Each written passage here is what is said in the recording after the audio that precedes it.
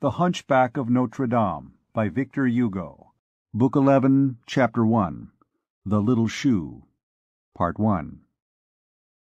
La Esmeralda was sleeping at the moment when the outcasts assailed the church.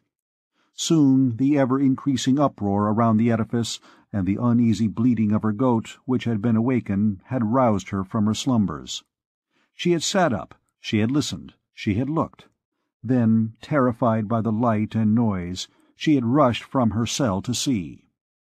The aspect of the Place, the vision which was moving in it, the disorder of that nocturnal assault, that hideous crowd, leaping like a cloud of frogs, half seen in the gloom, the croaking of that hoarse multitude, those few red torches running and crossing each other in the darkness, like the meteors which streaked the misty surfaces of marshes.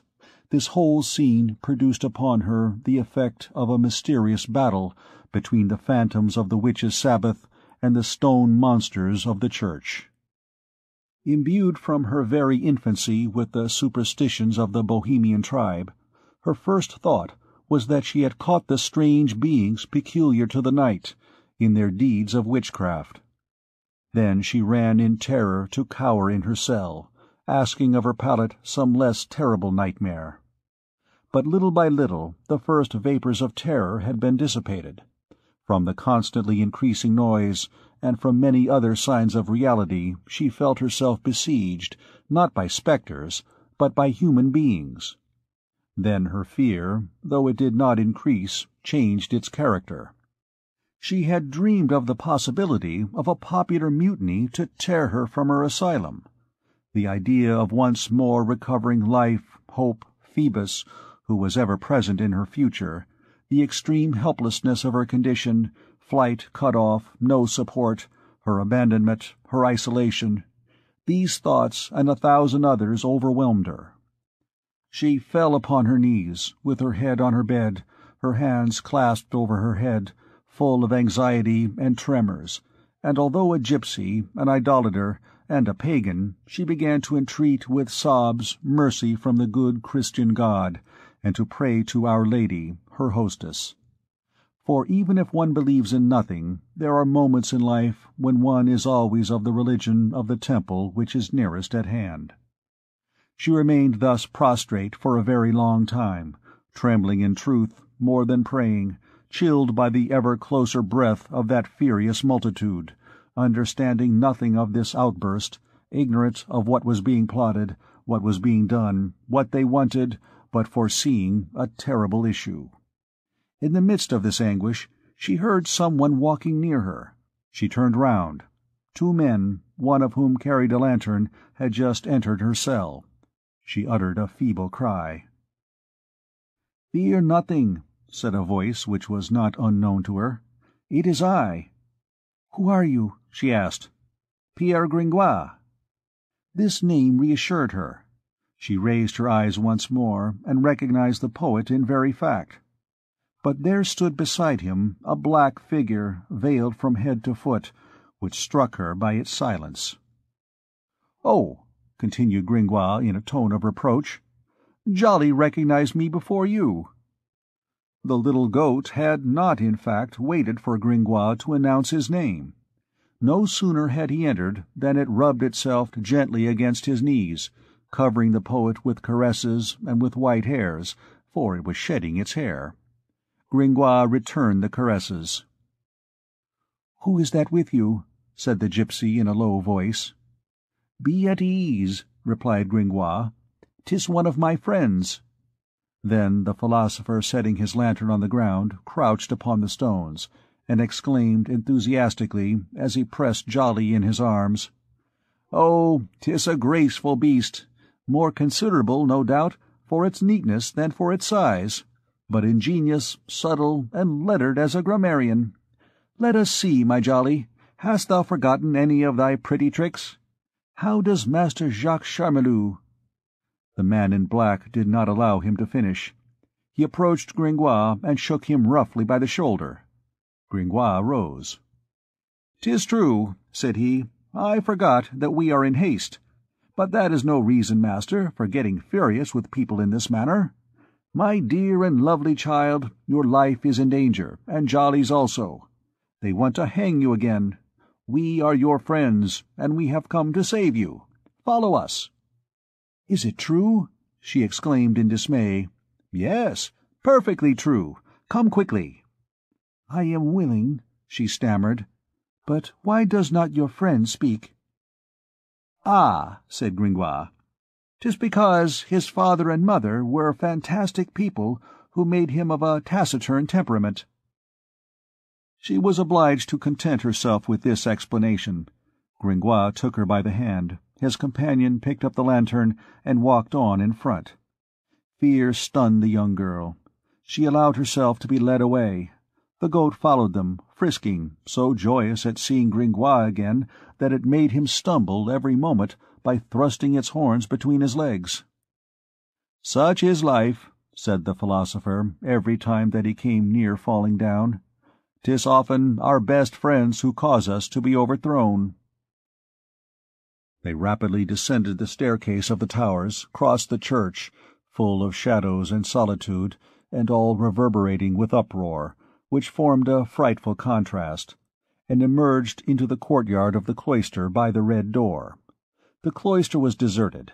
The canons had fled to the bishop's palace in order to pray together.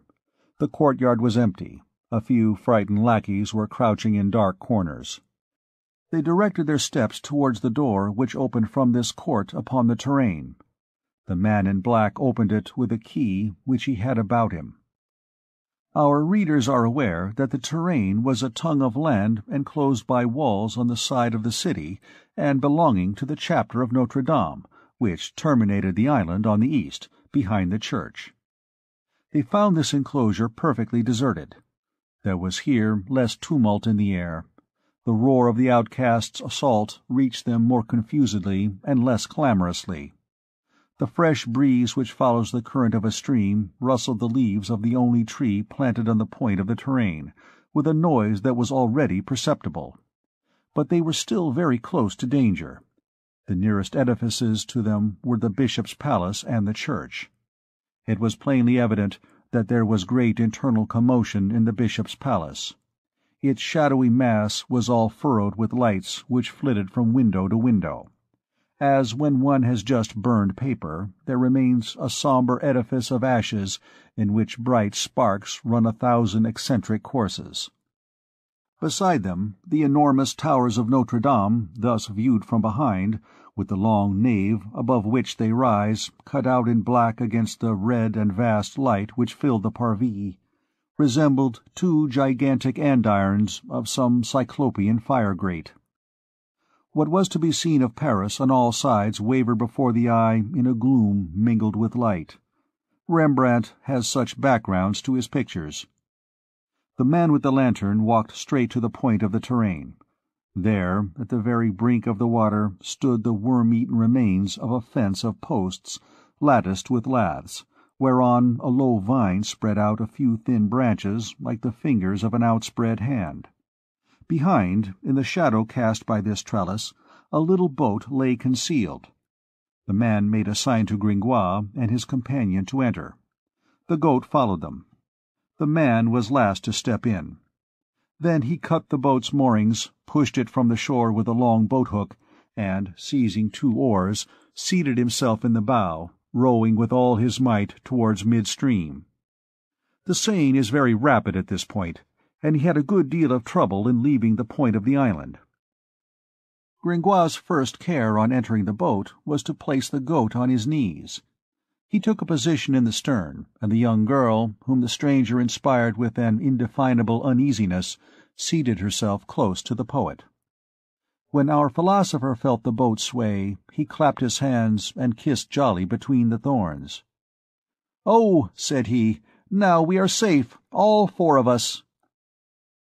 He added with the air of a profound thinker, "One is indebted sometimes to fortune, sometimes to ruse, for the happy issue of great enterprises." The boat made its way slowly towards the right shore. The young girl watched the unknown man with secret terror. He had carefully turned off the light of his dark lantern. A glimpse could be caught of him in the obscurity, in the bow of the boat, like a spectre. His cowl, which was still lowered, formed a sort of mask.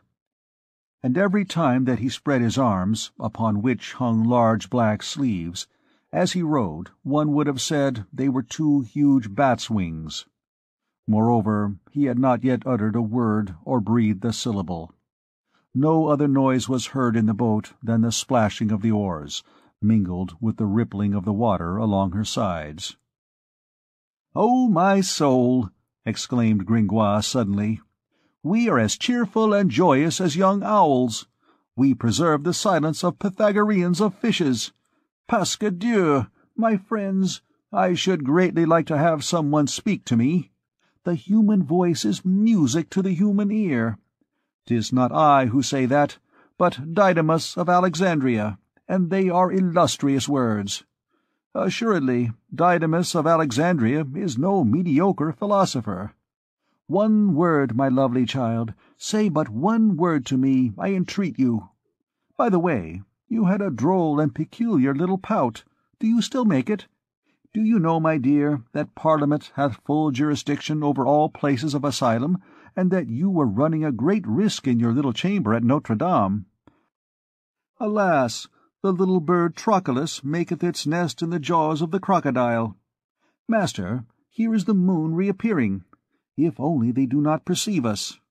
We are doing a laudable thing in saving Mademoiselle, and yet we should be hung by order of the king if we were caught. Alas, human actions are taken by two handles. That is branded with disgrace in one, which is crowned in another. He admires Cicero, who blames Catiline. Is it not so, master? What say you to this philosophy? I possess philosophy by instinct, by nature, ut apis geometriam. Come, no one answers me. What unpleasant moods you two are in. I must do all the talking alone. That is what we call a monologue in tragedy.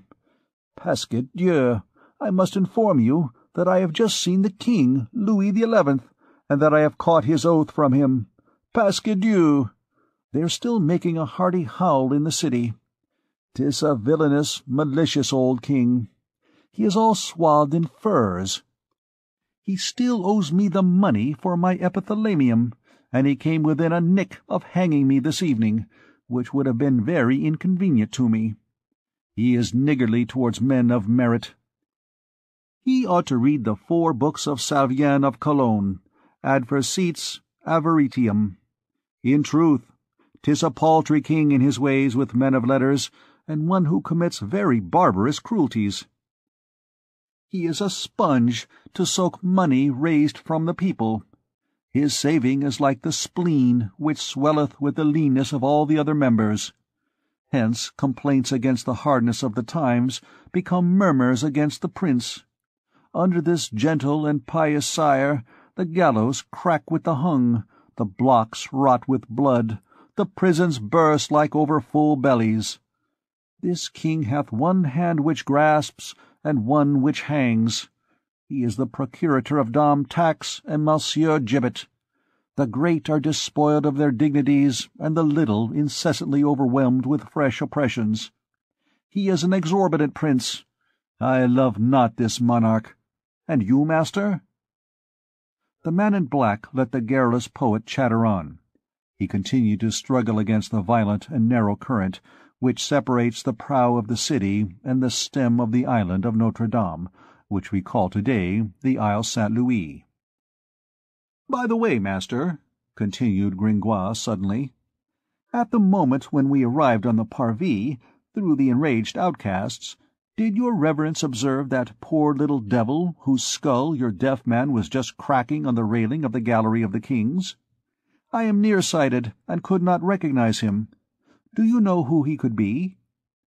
The stranger answered not a word, but he suddenly ceased rowing, his arms fell as though broken, his head sank on his breast, and La Esmeralda heard him sigh convulsively. She shuddered. She had heard such sighs before. The boat, abandoned to itself, floated for several minutes with the stream. But the man in black finally recovered himself, seized the oars once more, and began to row against the current. He doubled the point of the Isle of Notre Dame and made for the landing-place of the Port au Foin. "Ah," said Gringoire, "yonder is the Barbeau mansion. Stay, master, look. That group of black roofs which make such singular angles yonder, above that heap of black, fibrous, grimy, dirty clouds, where the moon is completely crushed and spread out like the yolk of an egg whose shell is broken. 'Tis a fine mansion. There is a chapel crowned with a small vault full of very well-carved enrichments. Above you can see the bell-tower, very delicately pierced. There is also a pleasant garden, which consists of a pond, an aviary, an echo, a mall, a labyrinth, a house for wild beasts, and a quantity of leafy alleys very agreeable to Venus. There is also a rascal of a tree, which is called the Lude, because it favoured the pleasures of a famous princess and a constable of France, who was a gallant and a wit. Alas, we poor philosophers are to a constable as a plot of cabbages or a radish bed to the garden of the Louvre. What matters it, after all, human life, for the great, as well as for us, is a mixture of good and evil. Pain is always by the side of joy, and the spondee by the dactyl. Master, I must relate to you the history of the Barbeau mansion. It ends in tragic fashion. It was in 1319, in the reign of Philippe V, the longest reign of the kings of France. The moral of the story is that the temptations of the flesh are pernicious and malignant. Let us not rest our glance too long on our neighbour's wife, however gratified our senses may be by her beauty. Fornication is a very libertine thought. Adultery is a prying into the pleasures of others. Ohé! The noise yonder is redoubling." The tumult around Notre Dame was in fact increasing. They listened. Cries of victory were heard with tolerable distinctness. All at once 100 torches, the light of which glittered upon the helmets of men-at-arms, spread over the church at all heights, on the towers, on the galleries, on the flying buttresses. These torches seemed to be in search of something, and soon distant clamours reached the fugitives distinctly. "The gypsy! The sorceress! Death to the gypsy!" The unhappy girl dropped her head upon her hands, and the unknown began to row furiously towards the shore. Meanwhile our philosopher reflected. He clasped the goat in his arms, and gently drew away from the gypsy, who pressed closer and closer to him, as though to the only asylum which remained to her. It is certain that Gringoire was enduring cruel perplexity. He was thinking that the goat also, according to existing law, would be hung if recaptured. Which would be a great pity, poor Jolly. That he had thus 2 condemned creatures attached to him. That his companion asked no better than to take charge of the gypsy. A violent combat began between his thoughts, in which, like the Jupiter of the Iliad, he weighed in turn the gypsy and the goat, and he looked at them alternately with eyes moist with tears, saying between his teeth, "But I cannot save you both." A shock informed them that the boat had reached the land at last. The uproar still filled the city. The unknown rose, approached the gypsy, and endeavoured to take her arm to assist her to alight. She repulsed him and clung to the sleeve of Gringoire, who, in his turn, absorbed in the goat, almost repulsed her. Then she sprang alone from the boat. She was so troubled that she did not know what she did or whither she was going. Thus she remained for a moment, stunned, watching the water flow past. When she gradually returned to her senses, she found herself alone on the wharf with the unknown. It appears that Gringoire had taken advantage of the moment of debarkation to slip away with the goat into the blockhouses of the Rue Grenier-sur-Leau.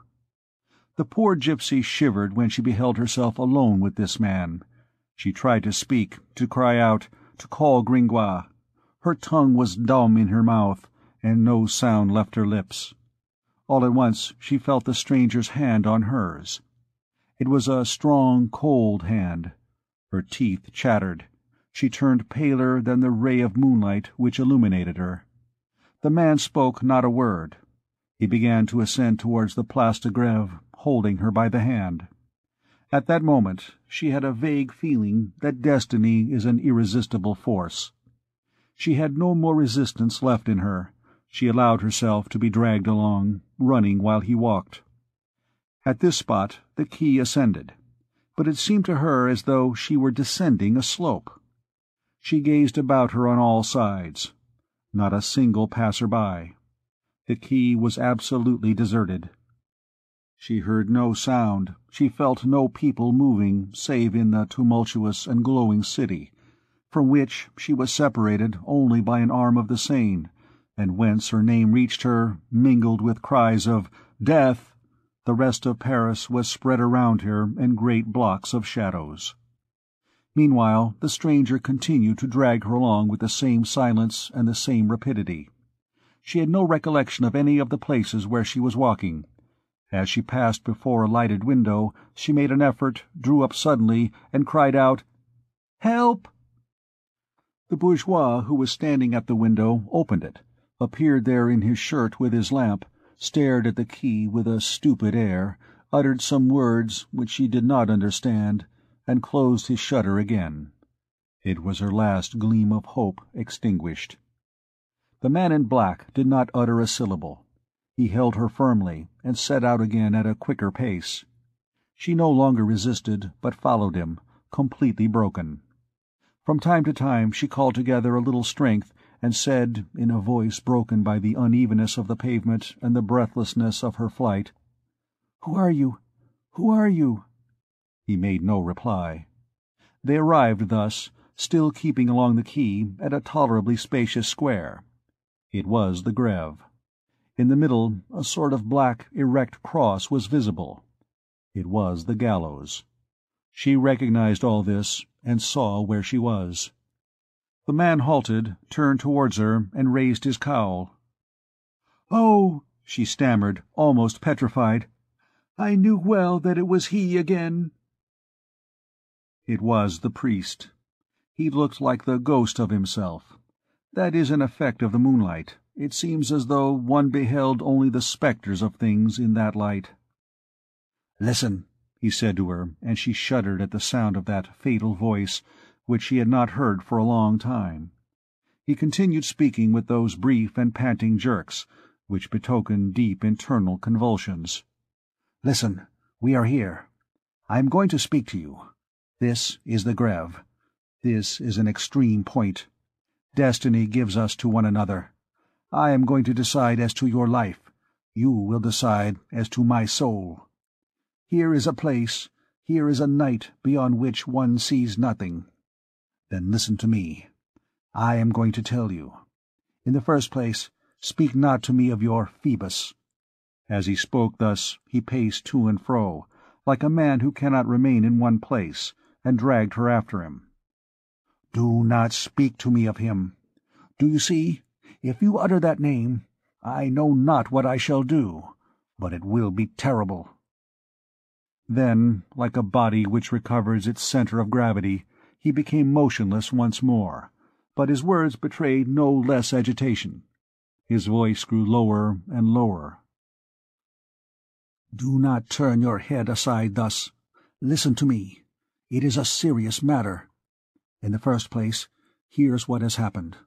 All this will not be laughed at. I swear it to you. What was I saying? Remind me. Oh, there is a decree of Parliament which gives you back to the scaffold. I have just rescued you from their hands. But they are pursuing you. Look." He extended his arm toward the city. The search seemed, in fact, to be still in progress there. The uproar drew nearer. The tower of the lieutenant's house, situated opposite the Grève, was full of clamours and light, and soldiers could be seen running on the opposite quay with torches, and these cries, "The gypsy! Where is the gypsy? Death! Death!" "You see that they are in pursuit of you, and that I am not lying to you. I love you. Do not open your mouth. Refrain from speaking to me, rather, if it be only to tell me that you hate me. I have made up my mind not to hear that again. I have just saved you. Let me finish first. I can save you wholly. I have prepared everything. It is yours at will. If you wish, I can do it." He broke off violently. "No, that is not what I should say." As he went with hurried step and made her hurry also, for he did not release her, he walked straight to the gallows and pointed to it with his finger. "Choose between us two," he said coldly. She tore herself from his hands and fell at the foot of the gibbet, embracing that funereal support. Then she half turned her beautiful head and looked at the priest over her shoulder. One would have said that she was a holy virgin at the foot of the cross. The priest remained motionless, his fingers still raised toward the gibbet, preserving his attitude like a statue. At length the gypsy said to him, "It causes me less horror than you do." Then he allowed his arm to sink slowly, and gazed at the pavement in profound dejection. "If these stones could speak," he murmured, "yes, they would say that a very unhappy man stands here." He went on. The young girl, kneeling before the gallows, enveloped in her long flowing hair, let him speak on without interruption. He now had a gentle and plaintive accent, which contrasted sadly with the haughty harshness of his features. "I love you. Oh, how true that is! So nothing comes of that fire which burns my heart. Alas, young girl, night and day, yes, night and day, I tell you, it is torture. Oh, I suffer too much, my poor child. 'Tis a thing deserving of compassion, I assure you. You see that I speak gently to you. I really wish that you should no longer cherish this horror of me. After all, if a man loves a woman, 'tis not his fault. Oh, my God! What? So you will never pardon me? You will always hate me? All is over then. It is that which renders me evil, do you see, and horrible to myself. You will not even look at me. You are thinking of something else, perchance, while I stand here and talk to you, shuddering on the brink of eternity for both of us. Above all things, do not speak to me of the officer. I would cast myself at your knees. I would kiss, not your feet, but the earth which is under your feet. I would sob like a child. I would tear my breast, not words, but my very heart and vitals, to tell you that I love you. All would be useless, all. And yet you have nothing in your heart but what is tender and merciful. You are radiant with the most beautiful mildness. You are wholly sweet, good, pitiful, and charming. Alas, you cherish no ill will for anyone but me alone. Oh, what a fatality!" He hid his face in his hands. The young girl heard him weeping. It was for the first time. Thus erect and shaken by sobs, he was more miserable and more suppliant than when on his knees. He wept thus for a considerable time. "Come," he said, these first tears past, "I have no more words. I had, however, thought well as to what you would say. Now I tremble and shiver and break down at the decisive moment. I feel conscious of something supreme enveloping us, and I stammer. Oh, I shall fall upon the pavement if you do not take pity on me, pity on yourself. Do not condemn us both. If you only knew how much I love you, what a heart is mine! Oh, what desertion of all virtue! What desperate abandonment of myself! A doctor, I mock at science. A gentleman, I tarnish my own name. A priest, I make the missal a pillow of sensuality. I spit in the face of my God. All this for thee, enchantress, to be more worthy of thy hell. And you will not have the apostate. Oh, let me tell you all, more still, something more horrible. Oh, yet more horrible. As he uttered these last words, his air became utterly distracted. He was silent for a moment, and resumed, as though speaking to himself, and in a strong voice, "Cain, what hast thou done with thy brother?" There was another silence, and he went on. "What have I done with him, Lord? I received him, I reared him, I nourished him, I loved him, I idolized him, and I have slain him. Yes, Lord, they have just dashed his head before my eyes on the stone of thine house, and it is because of me, because of this woman, because of her." His eye was wild, his voice grew ever weaker. He repeated many times, yet mechanically, at tolerably long intervals, like a bell prolonging its last vibration, "Because of her, because of her." Then his tongue no longer articulated any perceptible sound, but his lips still moved. All at once he sank together, like something crumbling, and lay motionless on the earth, with his head on his knees. A touch from the young girl, as she drew her foot from under him, brought him to himself. He passed his hand slowly over his hollow cheeks, and gazed for several moments at his fingers, which were wet. "What?" he murmured. "I have wept." And turning suddenly to the gypsy with unspeakable anguish, "Alas, you have looked coldly on at my tears. Child, do you know that those tears are of lava? Is it indeed true? Nothing touches when it comes from the man one does not love. If you were to see me die, you would laugh. Oh, I do not wish to see you die. One word, a single word of pardon. Say not that you love me. Say only that you will do it. That will suffice. I will save you. If not, oh, the hour is passing. I entreat you by all that is sacred, do not wait until I shall have turned to stone again, like that gibbet which also claims you. Reflect that I hold the destinies of both of us in my hand, that I am mad, it is terrible, that I may let all go to destruction, and that there is beneath us a bottomless abyss, unhappy girl, whither my fall will follow yours to all eternity. One word of kindness. Say one word, only one word." She opened her mouth to answer him. He flung himself on his knees to receive with adoration the word, possibly a tender one, which was on the point of issuing from her lips. She said to him, "You are an assassin." The priest clasped her in his arms with fury, and began to laugh with an abominable laugh. "Well, yes, an assassin," he said, "and I will have you. You will not have me for your slave. You shall have me for your master. I will have you. I have a den whither I will drag you. You will follow me. You will be obliged to follow me, or I will deliver you up. You must die, my beauty, or be mine. Belong to the priest. Belong to the apostate. Belong to the assassin. This very night, do you hear? Come, Joy, kiss me, mad girl.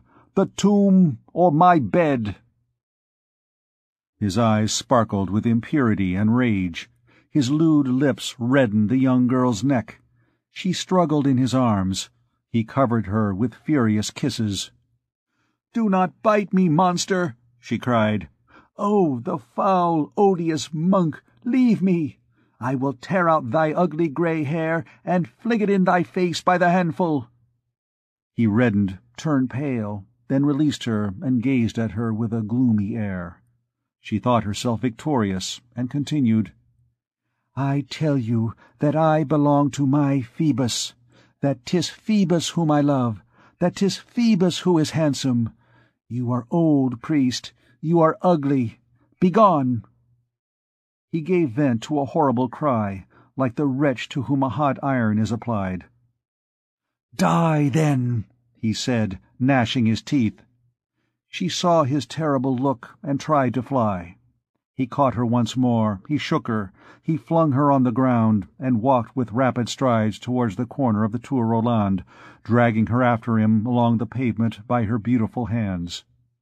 On arriving there, he turned to her. For the last time, will you be mine?" She replied with emphasis, "No!" Then he cried in a loud voice, "Gudule! Gudule! Here is the gypsy! Take your vengeance!" The young girl felt herself seized suddenly by the elbow. She looked. A fleshless arm was stretched from an opening in the wall, and held her like a hand of iron. "Hold her well," said the priest. "'Tis the gypsy escaped. Release her not. I will go in search of the sergeants. You shall see her hanged." End of Book 11, Chapter 1, Part 1.